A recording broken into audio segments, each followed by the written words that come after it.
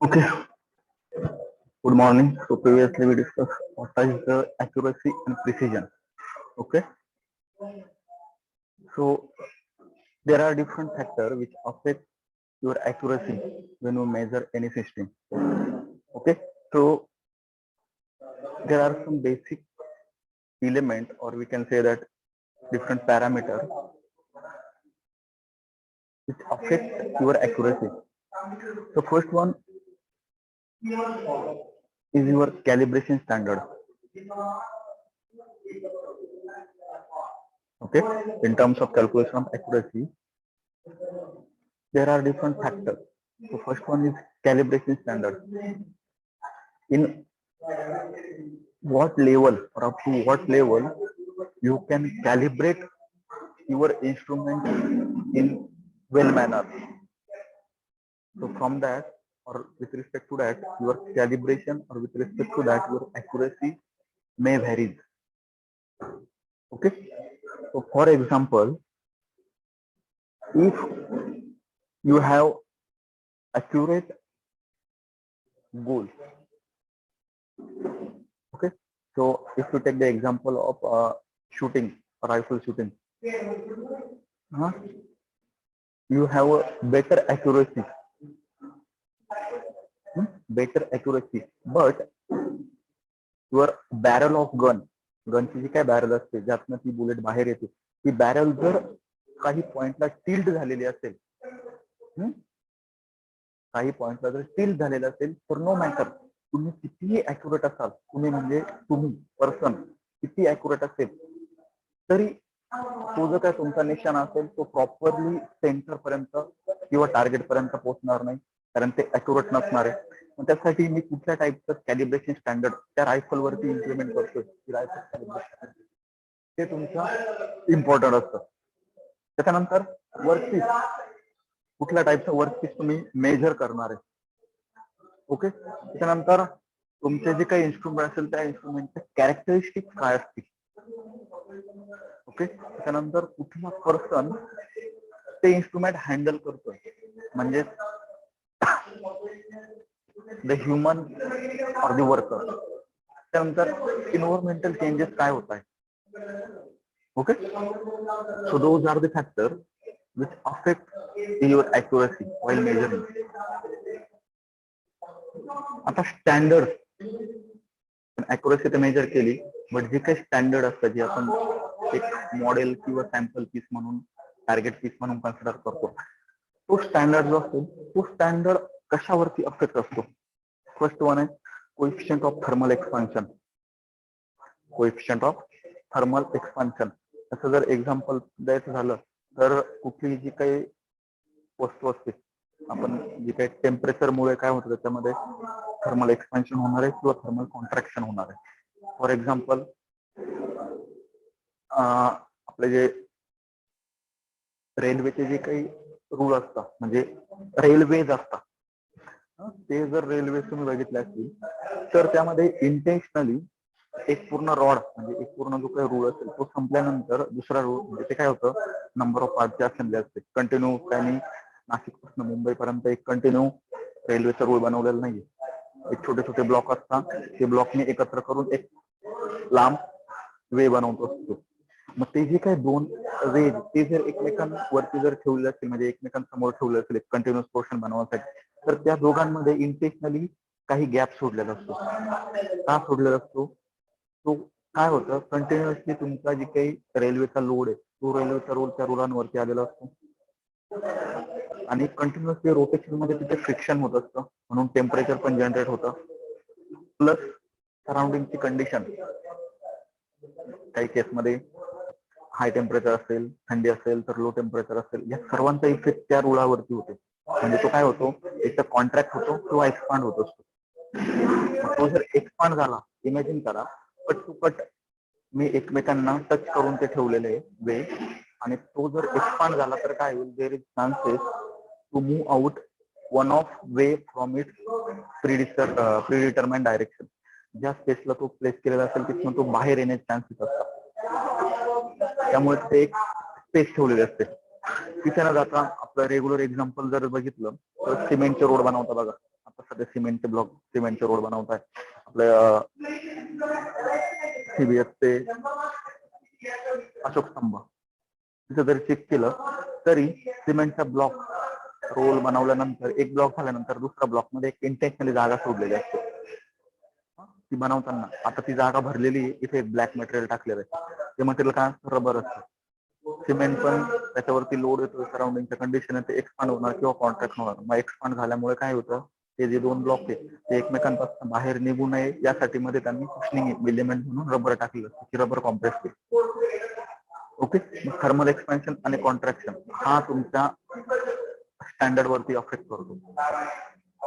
Okay, calibration आपण बघितलं. नंतर स्टॅबिलिटी विथ टाइम. तुमचं रिडिंग फॉर एक्झाम्पल आपण जर टायरचा प्रेशर जर मेजर करत असेल तर जे काही प्रेशर मेजरिंग डिव्हाइस आहे ते आपण काय करतो, टायरच्या त्या वॉलला लावतो. त्या वॉलला लावल्या लावल्या जर तुमच्या रिडिंग मध्ये 40 बारचा जर प्रेशर दाखवला PSI तर तो प्रेशर मी तो 5 मिनिटं जरी तिथे इन्स्टॉल करून ठेवला तरी तेवढा दाखवायला पाहिजे. म्हणजे तुमचं जे काही रिडिंग आहे हे टाइम नुसार स्टेबल पाहिजे, ते व्हॅरी व्हायला नको. इलेक्ट्रिक प्रॉपर्टी काय असतील तुमच्या, त्यानंतर जॉमेट्रिक कम्पॅबिलिटी, ते इन्स्ट्रुमेंट तुम्ही कुठल्या जॉमेट्रिकल कंडिशन मध्ये यूज करताय. त्यानंतर काही वर्कपीसचे स्टँडर्ड असतील, तो वर्कपीस किती क्लीन आहे, त्याची सर्फेस फिनिशिंग किती आहे, सर्फेसवरती डिफेक्ट किती आहे. म्हणजे क्लीननेस जरी नसेल तरी मेजरिंगचे इन्स्ट्रुमेंट यूज केल्यानंतर माझं मेजरिंगचे इन्स्ट्रुमेंट किती अॅक्युरेट असेल, मग तुमचा जॉबच जर क्लीन नसेल तर तो डिफरंट रिडिंग शो करणार आहे. येते लक्षात? फॉर एक्झाम्पल मी सरफेस फिनिशिंग मेजर करतोय, सरफेस फिनिशिंग मेजर करतोय एका ऑब्जेक्टची आणि ऑब्जेक्ट वरती डस्टचे किंवा डर्टचे पार्टिकल असतील. त्यामुळे काय होणार आहे, मी सरफेस फिनिशिंग मेजर मी इन्स्ट्रुमेंट किती अॅक्युरेट असेल तर त्या अॅक्युरसीमुळे इफेक्ट डायरेक्टली तुमच्या येणार रिडिंग मुळे होणार आहे किंवा रिडिंग वरती होणार. ओके, त्याच्यानंतर परत itself properties of your workpiece, other electric property असतील किंवा बाकीच्या काही स्ट्रेंथ असेल, त्याच्यानंतर तुमची प्लॅस्टिसिटी असेल एक्सेट्रा. देन जे काही इन्स्ट्रुमेंट तुम्ही मेजरिंग साठी यूज करताय किंवा ज्या इन्स्ट्रुमेंट वरती तुम्ही मेजरमेंट करताय ते इन्स्ट्रुमेंट तुम्ही कुठल्याही डिव्हाइस मध्ये माउंट केलेलं आहे, कुठल्या डिव्हाइस मध्ये माउंट केलेलं आहे. एक्झाम्पल पण द्यायचं झालं तर फॉर एक्झाम्पल आपण 4 व्हीलर किंवा 2 व्हीलरची अलाइनमेंट चेक करतो, बॅलन्सिंग करतो, व्हील अलाइनमेंट किंवा बॅलन्सिंग. आता जे काही बॅलन्सर असतं, बॅलन्सर वरती मी काय मेजर करतोय, तुमचं जी काही व्हील आहे ते व्हीलच्या सेंटर पासून लेफ्ट किंवा सेंटर पासून राईटला किती अँगलला टिल्ट झालेला आहे. म्हणजे काय होतं, काही केसमध्ये मला एक्स्ट्रा वेट तुमच्या व्हेकलच्या टायरच्या रिम वरती इन्स्टॉल करावं लागतं की ते दोन्ही साईडला इक्वली वेट डिस्ट्रीब्यूट होईल की जेणेकरून तुमचं टायर असेल ते टायर रोड वरती फ्लॅटली ऍडजस्ट होईल की जेणेकरून तुमचं tyre one side wear out होणार नाही. मग त्या कंडिशन मध्ये तुमच्या बॅलन्सरचं वर्किंग काय असतं, मी टायरच्या दोन्ही साईडला किती वेट आहे तो वेटचा डिफरन्स दाखवणं. आता जर तुमचं बॅलन्सर जर इनप्रॉपर असेल, म्हणजे ते काय झालं, सपोर्टिंग डिव्हाइस झालं वर्कपीस काय झालं तुमचा टायर. बॅलन्सर जर इनप्रॉपर असेल तर मी त्यावरती किती रिडिंग घेतल्या तर ते टायर बॅलन्स होणार नाही.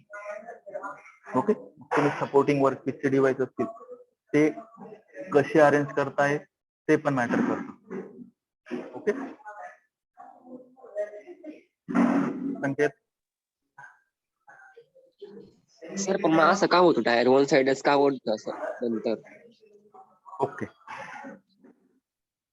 बघा, आता ही जी प्रॉपर्टी ही तुम्हाला नंतर समजेल. आता मी काय सांगतो तुमचं इन्स्ट्रुमेंट बद्दल सांगतोय. आता पर्टिक्युलर तुम्ही टायरचं जर एक्झाम्पल बघितलं, मला एक 6 महिन्यानंतर किंवा 7 महिन्यानंतर हे बॅलन्सिंग करावं लागतं. तर हे करायची गरज कधी पडते किंवा कसं समजतं, तुम्ही बघा, तुम्ही 4 व्हीलर चालवताय, अपेक्षित काय असतं, 4 व्हीलर चालवताना मी जर स्टेअरिंग हलवलं नाही तर स्टेअरिंगची आधीची पोझिशन जशी असेल तशीच तुमची गाडी जायला पाहिजे.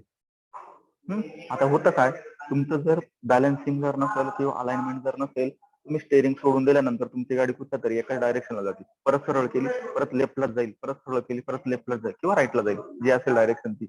म्हणजेच काय होतं, तुमची प्रॉपर बॅलन्सिंग झालेलं नसते. म्हणजेच काय अपेक्षित काय, तुम्ही तुमचा टायर जर बघितला एक मिनिट.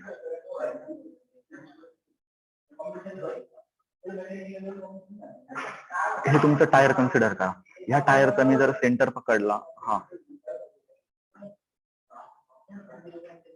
जर सेंटर पकडला तर कुठल्या तरी एका डायरेक्शनला जास्त वेट कॉन्सन्ट्रेट होतं. आता हे कशामुळे होतं? ते टायर तुम्ही ज्या ऍक्सेल वरती माउंट केलेलं असतं किंवा टायर हे स्वतः वेअर आउट होणारं डिव्हाइस, रबर आहे ते. फ्रिक्शनमुळे ते वेअरिंग होणार आहे, नंबर ऑफ मुव्हिंग पार्ट आहे ते वेअर आउट होणार आहे.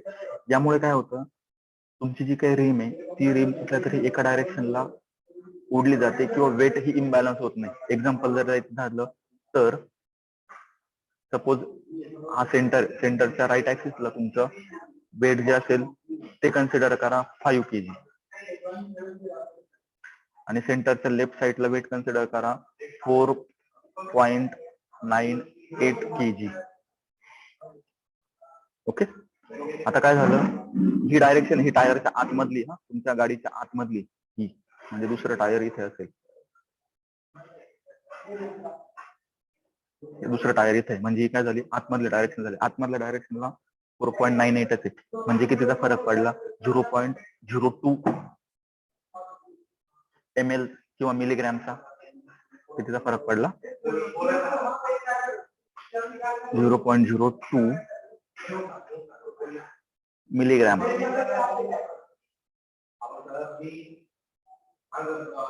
किंवा ग्रॅमचा. केजी म्हणजे ग्रॅमचा. म्हणजे मला काय करणार आहे, ज्यावेळेस मी हे टायर ज्यावेळेस मी बॅलन्सर वरती रन करणार आहे त्यावेळेस बाय डिफॉल्ट रिडिंग शो होईल की इकडे 5 kg आलेलं आहे आणि दुसऱ्या साईडला 4.98 आहे. पण मी काय करतो, ह्या साईडला तुमच्या रिम मध्ये 0.02 ग्रॅमचं वेट हे इन्सर्ट करतो इथे ऍक्सिसच्या, सेंटर ऍक्सिसच्या राईट साईडला. म्हणजे इथे कुठेतरी मी ते इन्सर्ट केलं असं कन्सिडर करा.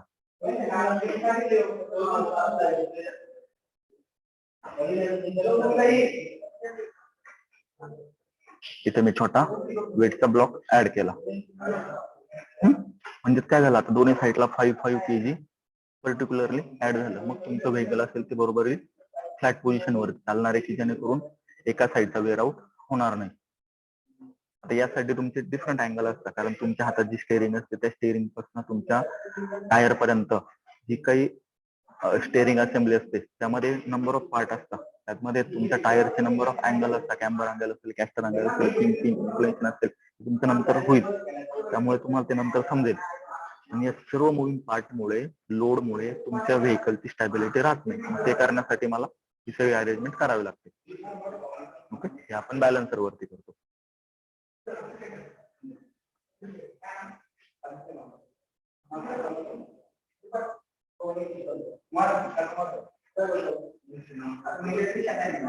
ओके, मग तुमच्या इन्स्ट्रुमेंटचा काय काय कॅरेक्टरिस्टिक असतात? पहिली कॅरेक्टरिस्टिक असेल तुमची स्केल एरर, देन असेल फॅक्टर किंवा अफेक्ट ऑफ फ्रिक्शनमुळे तुमच्या स्केलिंग मध्ये काय चेंजेस होणार आहे. त्यामध्ये आणखी काय प्रॉपर्टीज असतात, हिस्टेरिसिस किंवा झिरो डिस्क, हे आपण नंतर बघू. त्यानंतर कॅलिब्रेशन एरर, कॅलिब्रेट झाल्यानंतर जो एरर तयार होतो कॅलिब्रेशन एरर झाला. देन रिपेटेबिलिटी आणि रिडायबिलिटी. रिपेटेबिलिटी म्हणजे काय, तुम्ही जर 5 सेंटीमीटरची लाईन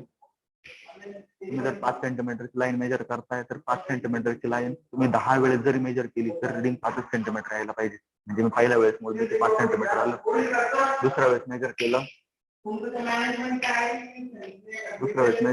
त्यावेळेस 5.1 आलं, तिसऱ्या वेळेस मेजर केलं ते 4.9 आलं. असं व्हायला नको. तुमची रिपिटेबिलिटी पाहिजे.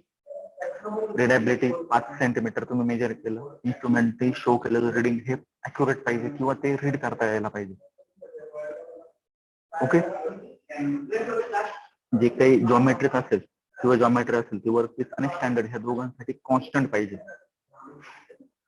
नंतर पर्सनमुळे किंवा वर्करमुळे काय काय तुमचे मिस्टेक होऊ शकतात.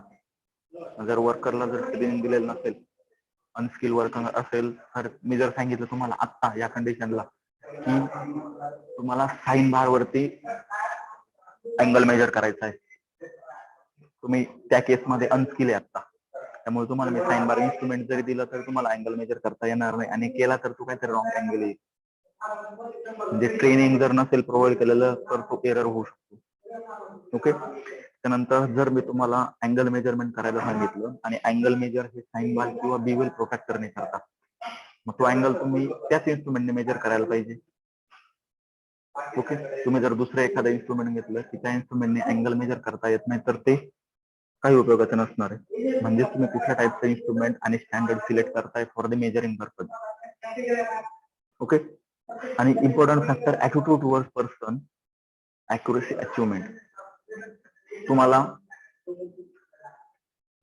इन्स्ट्रुमेंट पण दिलं, तुमच्या हातात मी स्केल पण दिली, नवीन स्केल दिली, तुमच्याकडे मी डिव्हाइस पण दिलं 5 सेंटीमीटर यावरती मेजर करा. मला माहिती आहे ते रीडिंग 5 सेंटीमीटर आहे, तुमची स्केल पण नवीन आहे, तुम्हाला मेजर पण करता येतं, म्हणजे तुम्ही ट्रेन पण पर्सन आहे. बट ठरवलेलं असेल की मी हे रॉंग मेजर करणार आहे तर त्याला मी काय करू शकत नाही. तुम्हाला माहिती आहे 5 सेंटीमीटर आहे पण मी मेजर करताना हे 4च करणार किंवा 4.9च करणार. तुमचा जसं ॲटिट्यूड असेल, attitude of worker towards the accuracy, तुम्ही ठरवलं ॲक्युरेटली मेजर नाही करणार तर तसंच होणार. ओके,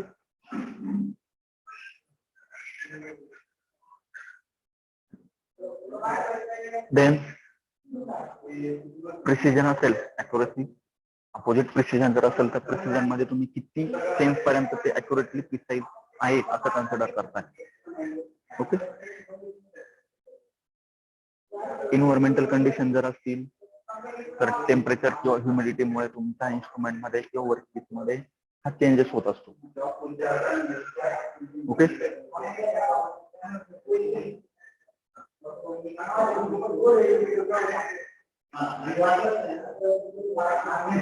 देन सराउंडिंग, तुमचं मेजरिंग इन्स्ट्रुमेंट किंवा स्टँडर्ड जिथे ठेवलेलं असेल, रूम कशी असेल, क्लीननेस कसा असेल, त्यानंतर जर काही व्हायब्रेशन झालेले पार्ट असतील, व्हायब्रेटिंग पार्ट असतील, किती अमाऊंट ऑफ व्हायब्रेशन त्यामध्ये तयार होतंय, त्यामुळे पण तुमचं रिडिंग हे रॉंग येतं. ओके, स्टँडर्ड, वर्कपीस आणि इन्स्ट्रुमेंट यामधलं टेम्परेचर डिफरन्स किती आहे, त्यानंतर थर्मल एक्सपान्शन जर होत असेल तर तो पण तुमचा रिडिंग वरती अफेक्ट करू शकतो. Okay, so next definition is your sensitivity. So what is sensitivity? So sensitivity is defined as rate of displacement of the indicating device of an instrument with respect to major quantity. तुमचं device for example खाली घेतलेलं बघा, sensitivity of thermometer means that it is the length of increase of liquid per degree rise in temperature. Okay, तुम्ही तुमचं reading ज्या गोष्टीसाठी major करताय ती त्या गोष्टीच्या चेंजेस वरती अफेक्ट करतो की नाही, किती सेन्सिटिव्ह आहे. फॉर एक्झाम्पल आपण थर्मोमीटरने टेम्परेचर मेजर करतो, 1 डिग्री जरी टेम्परेचर राईज झाला तरी तुमच्या थर्मोमीटर मध्ये जो काही मर्क्युरी असेल तो मर्क्युरी त्याची पोझिशन चेंज करतो to display it how much amount of rise or fall of temperature. ही झालं त्याच्या कंडिशन नुसार सेन्सिटिव्ह. टेम्परेचर इन्क्रीज झालं अप व्हायला पाहिजे, टेम्परेचर डाऊन झालं लोअर मर्क्युरी यायला पाहिजे. ही झाली सेन्सिटिव्हिटी. किती डिस्प्लेसमेंट इंडिकेट करते तुमचं इन्स्ट्रुमेंट. तुमचा स्पीड इन्क्रीज झाला व्हेकलचा, ओडोमीटर जे काही आपण त्याला स्पीडोमीटर म्हणतो, ओडोमीटर म्हणतो, स्पीडोमीटर किंवा ओडोमीटर असेल तो किती मूव्ह झाला. म्हणजे काही केसमध्ये काय होतं, ओडोमीटर हे बंद पडलेलं असतं, मी इकडे 50च्या स्पीडने चाललेलं असतो तरी माझं ओडोमीटरवरचं रिडिंग हे 0 दाखवतं, म्हणजे ते इन्स्ट्रुमेंट हे फॉल्टी झालं, सेन्सिटिव्हिटी नाही येतात. काही केसमध्ये बघा, तुम्ही जेवढ्या अमाऊंट मध्ये ऍक्सेलरेट करता तेवढा स्पीड तुमच्या गाडीचा वाढतो, पण ज्या जुन्या झालेल्या किंवा सर्व्हिसिंग केलेल्या व्हेकल नसतात त्याच्या क्लच प्लेट डॅमेज झालेल्या असतात. मग मी इकडे पूर्ण ऍक्सेलरेट पण करतो, 4थ्या गिअरवरती गाडी असते तरी ती गाडी पळत नाही. म्हणजेच काय झालं, सेन्सिटिव्ह नाही राहिलं, तुमची क्लच प्लेट ही डॅमेज झाली. ओके,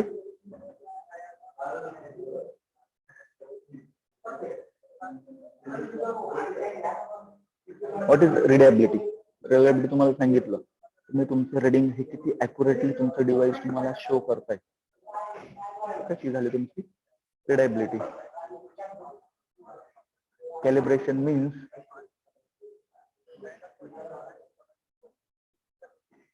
युअर डिव्हाइस झिरो आणि वरती झिरो हे दोघे एकमेकांना मॅच व्हायला पाहिजे.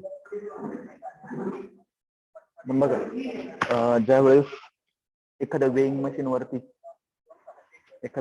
वरती वेट करतो त्यावेळेस आधी फॉर एक्झाम्पल तुम्ही जर मार्केटमध्ये एखादी गोष्ट परचेस करायला गेला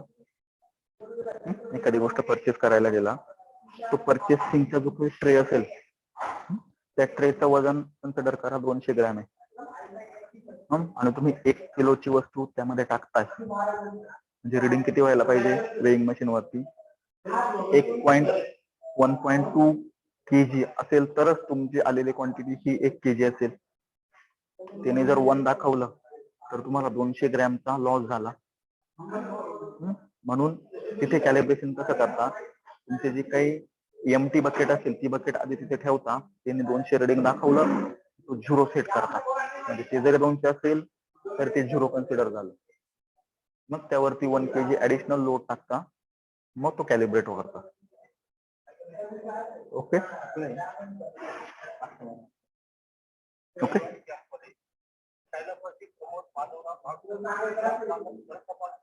Magnification. Okay. What is magnification? Magnification basically is the process of enlarging the quantity only in appearance, not in physical size. Magnification म्हणजे काय करतो मी क्वांटिटी असेल ती फक्त अपॅरन्स मध्ये एनलार्ज करतो. एक्झाम्पल पण दिलेलं आहे तिथे बघा. एक स्टॅम्प पेपर आहे किंवा स्टॅम्प आहे तो मी एनलार्ज केलाय मॅग्निफाय केलेला आहे. तुम्ही फिजिकली एनलार्ज करत नाही. ओके. ती फक्त मेजरमेंट साठी किंवा रिडायबिलिटी साठी मी तो मॅग्निफाय करतो. रिपीटेबिलिटी तुम्हाला सांगितलं. रिपीटेबिलिटी म्हणजे काय इथे एक्झाम्पल पण दिलेलं आहे अॅक्युरसी आणि प्रिसिजनचं. रिपीटेबिलिटी म्हणजे काय how much time how many time the instrument showing same reading, the ability of measuring instrument to repeat the same result for the instrument for the same quantity. Okay. तुम्ही 1 litre quantity major करताय तुम्ही तुमच्या weighing machine वरती 1 litre हे 5 वेळेस जरी ठेवलं सेमच रिडिंग किंवा सेमच बॉटल असेल ती 1 लिटरची बॉटल प्रत्येक वेळेस ठेवली तर ते एकच रिडिंग दाखवायला पाहिजे. ओके. आता हे कशासाठी किंवा कोणामुळे किंवा कोणासाठी सेम ऑब्झर्वर रिपीटेबिलिटी साठी ऑब्झर्वर सेम पाहिजे इन्स्ट्रुमेंट पण तेच पाहिजे कंडिशन पण त्याच पाहिजे लोकेशन चेंज नको मेथड ऑफ मेजरमेंट पण चेंज नको त्यांचा जो काही टाइम इंटरवल आहे मेजरमेंटचा तो पण कॉन्स्टंट पाहिजे. ओके. ही सर्व गोष्टींमुळे परत सेम रिडिंग दाखवायला पाहिजे तर झालं तुमचं अॅक्युरेट इन्स्ट्रुमेंट. रिप्रोडक्टिव्हिटी म्हणजे काय is the closeness of agreement between a result of measurement of the same quantity by the interval of measurement. तुम्ही किती क्वांटिटी मध्ये जे काही प्रोडक्शन केलं असेल किंवा नवीन इन्स्ट्रुमेंट असेल ते रिप्रोड्यूस करताय सेम पॅरामीटरने. म्हणजे आपण ज्या डाईज वगैरे बनवलेले असतात डाईज मध्ये एक प्रोडक्ट काढला दुसरा प्रोडक्ट परत सेम व्हायला पाहिजे तिसरा प्रोडक्ट परत सारखाच व्हायला पाहिजे तो चेंज नको. मग त्यासाठी परत रिपीटेबिलिटी मध्ये ऑब्झर्वर सेम पाहिजे मेथड पण सेम पाहिजे इन्स्ट्रुमेंट पण तेच पाहिजे कंडिशन लोकेशन टाइम सेम पाहिजे. Okay okay. आता आपण एक एरर कन्सिडर करू. Error is backlash error. Backlash error जो असेल तो एरर तुमचा मेटिंग गिअर मध्ये येतो. खाली एक गिअरची डायग्राम दाखवलेली बघा. इथे 2 गिअर आहे या 2 गिअरचे टीथ हे एकमेकांना मेश झालेले आणि पॉवर एकमेकांकडे ट्रान्सफर करताय. अपेक्षित काय असतं दोन्ही गिअरचा टीथ म्हणजे हा वरचा टीथ पकडा हा टीथ तो दुसऱ्या गिअरच्या 2 टीथ मधला स्पेस आहे त्यामध्ये कट टू कट बसायला पाहिजे. तो बसला तर पॉवर ही प्रॉपरली ट्रान्सफर होते असं कन्सिडर करतात. But due to backlash backlash is the clearance between two meeting gear. बघा इथे हा गिअर इथे याला टच झाला ह्या गिअरला एका फेसला तर दुसऱ्या फेसला हा टच झाला नाही इथे काहीतरी क्लिअरन्स आहे बघा. हा जो क्लिअरन्स आहे this clearance is called as your backlash.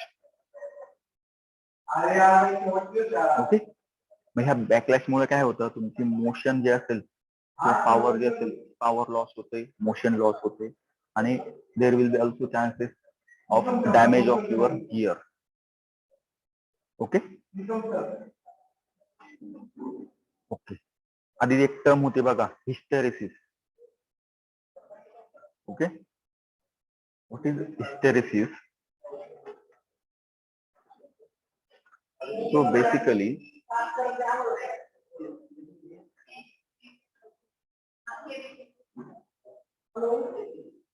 जो काही डिफरन्स असेल, फॉर एक्झाम्पल, किंवा एखादं रिडिंग आपण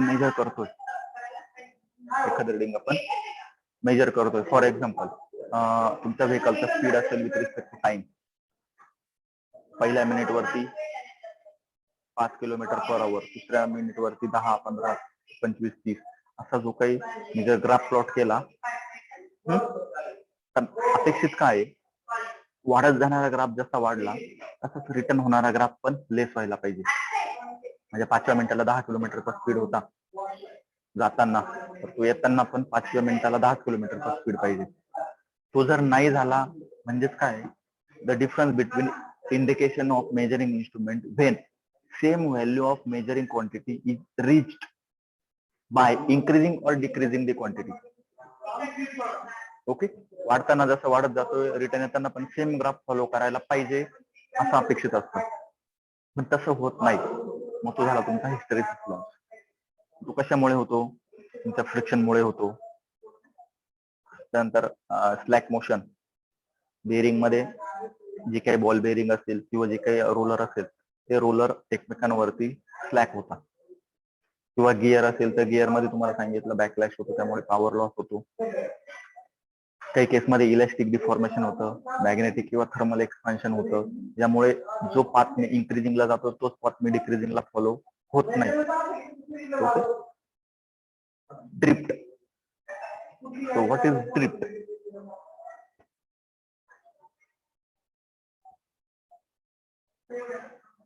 ड्रिफ्ट म्हणजे काय? फॉर एक्झाम्पल, ड्रिफ्ट आपण व्हेकलची पण कन्सिडर करतो. What is drift? Is the undesirable gradual deviation of instrument output. इन्स्ट्रुमेंटचा आउटपुट अनडिझायरेबल, ड्रिफ्ट हा डिझायरेबल फेनॉमेना नाहीये, हा अनडिझायरेबल आउटपुट आहे एखाद्या इन्स्ट्रुमेंटचा over a period of time that is unrelated to change in input operating condition or load. तुमचा इनपुटच्या operating condition change झाल्या नाही तरी आउटपुट चेंज होतोय. फॉर एक्झाम्पल, तुमची व्हेकल ही 50-60 किलोमीटरच्या स्पीडने चाललेली आहे. ती का चाललेली आहे? तुमचं इंजिन चालू आहे म्हणून. तुमच्या इंजिन पासून तुमच्या टायर पर्यंत पॉवर ट्रान्सफर होते म्हणून. मी 50 किलोमीटर पर आवरच्या स्पीडने चालवलेली आहे आणि सडनली ब्रेक दाबतोय. म्हणजे आरपीएम हा झिरो होतोय. तरी तुमची व्हेकल ही पुढे जाते, कारण ती स्किड झाली. म्हणजेच काय, मी इनपुट बंद केलं तरी आउटपुट चालू आहे काही सेकंदांपर्यंत. ती झाली तुमची phenomena of drift. Okay okay. तो इन्स्ट्रुमेंट मध्ये तुमची नो ड्रिफ्ट फेनॉमेना पाहिजे. कशामुळे होतं? तुमचा वेअर अँड टेअर मुळे किंवा जास्त स्ट्रेस जर डेव्हलप झाला, स्ट्रेंथ कमी झाली, ड्रिफ्ट तयार होते. What is threshold? Threshold means जी काय तुमची मिनिमम व्हॅल्यू असेल. ओके, फॉर एक्झाम्पल, थर्मोमीटर असेल, थर्मोमीटर वरती मी 5 डिग्री पासून आउटपुट दाखवलेलं असेल, म्हणजेच मिनिमम काय झाली? 5. ओके, मिनिमम किती झालं? 5. तर minimum value below which no output changes. 5 डिग्रीच्या खाली जर तुमचं टेम्परेचर असेल तर तुमचं थर्मोमीटर रिडिंग दाखवेल का? नाही दाखवणार, कारण मी त्याची मिनिमम व्हॅल्यू ही 5 डिग्री सेल्सिअस पकडलेली. ओके, म्हणजे तो 5 हा मी 0 म्हणून कन्सिडर केलेला. ओके, थ्रेशोल्ड म्हणजे काय? Minimum value below which no output changes. Okay,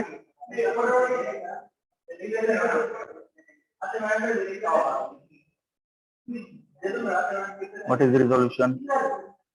Resolution is when your input will slowly increase from non-zero value. तुमचं जे काही इनपुट असेल ते ग्रॅज्युअली इन्क्रीज होत आहे नॉन झिरो व्हॅल्यू पासून, म्हणजे 1 असेल, 2 असेल, 3 असेल, बट आउटपुट चेंज होत नाहीये. ओके, जे काही इन्क्रुमेंट असेल त्याला बोलता रिझोल्युशन. ओके,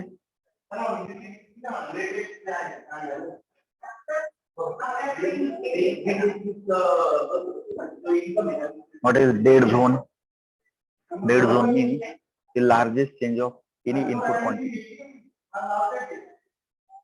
लार्जेस्ट इनपुट, मी त्याच्यापेक्षा जास्त इनपुट देऊ शकत नाही आणि त्यापेक्षा जास्त इनपुट दिल्यानंतर आउटपुट पण चेंज होणार नाही, ते झालं डेड पॉइंट.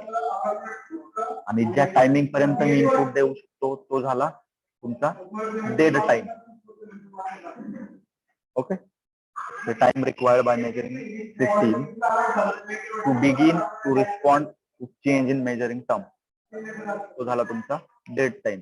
मी टेम्परेचर मेजर करतोय, टेम्परेचर मेजरमेंट साठी जे थर्मोमीटर यूज केलं, थर्मोमीटर इन्सर्ट केल्यानंतर 2 सेकंड मध्ये तुमचा टेम्परेचर शो केलं, ते झालं तुमचा डेड टाइम. ओके,